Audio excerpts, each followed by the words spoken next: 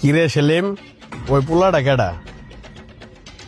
মহাজন, এটা শাহ আলম ভাইয়ের ছোট ভাই সোহাগ। কি কও, শালমের ছোট ভাই আমগো দোকানে কাজ করতেছে কে?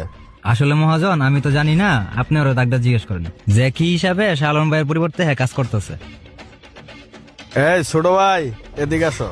আচ্ছা মহাজন, আইতাছি। আচ্ছা সোহাগ, আমি বুঝলাম না, তোমার ভাই দোকানে না এসে তোমাকে পাঠাইছে কেন কাজ করতে? মহাজন, শাহ আলম ভাই তো অসুস্থ। শাহ আলম ভাই তো অনেক জ্বর, সে আসতে পারতো না, তাই আমার পাঠাইছে। কি বলো, শালমে অসুস্থ? আর অসুস্থ হইলে হইছে, তা তোমার বাড়াইতে হইব কে?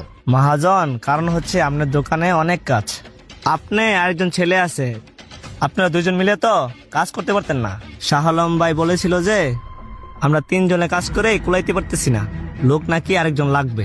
এখন এই মুহূর্তে শাহ আলম ভাই যদি বাসায় অসুস্থ হয়ে পড়ে থাকে, তাহলে তো আপনাদের দুজনের মধ্যে অনেক চাপ পড়ে যাবে। তাই চিন্তা ভাবনা করে শাহ আলম ভাই আমাকে পাঠাইছে, আপনার যে একটু সুবিধা হয়। মহাজন, যখন ভাইয়া সুস্থ হবে তখন আবার আপনার দোকানে এসে কাজ করবে, আপনি চিন্তা করেন না।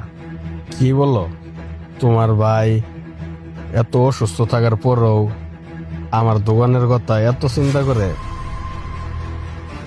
আচ্ছা ঠিক আছে, তুমি যাও, গিয়ে কাজ করো। আচ্ছা মহাজন।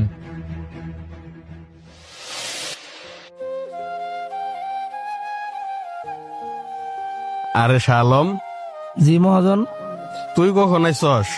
এদিকে আই। আচ্ছা মহাজন, আইতাছি। কিরে, তুই নাকি অসুস্থ? তোর শরীরের কি অবস্থা?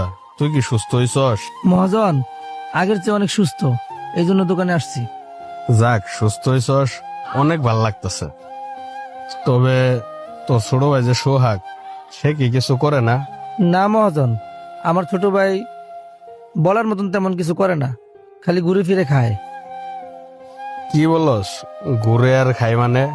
লেখাপড়া করে না? না মহাজন, ও তো লেখাপড়া করতোই, ওরে অনেক কষ্ট করে এসএসসি পর্যন্ত পড়াইছি। মহাজন, আপনি তো ভালো করে জানেন, কিছুদিন আগে আমার বাবা মারা গেছে, আর ছোট থাকতেই আমার মাটাও মরে গেছে। মহাজন, এই কারণে আমার সংসারে হাল ধরার মতন কেউ ছিল না। এখন আমি যা কাজ করি, সংসারে তো ঠিক মতন চলে না, ওরে লেখাপড়া কিভাবে করাবো? তার লেগা ওরে কলেজে ভর্তি করাতে পারি নাই, এজন্য বাড়িতে বসায় রাখছি। কি করলি এটা শালম তুই? দেখছে তোর বাইরের দেখতে কত সুন্দর, ভালো। তুই সামান্য লেয়াবার খরচের ডরে তাকে লেয়াবার থেকে বঞ্চিত করলি।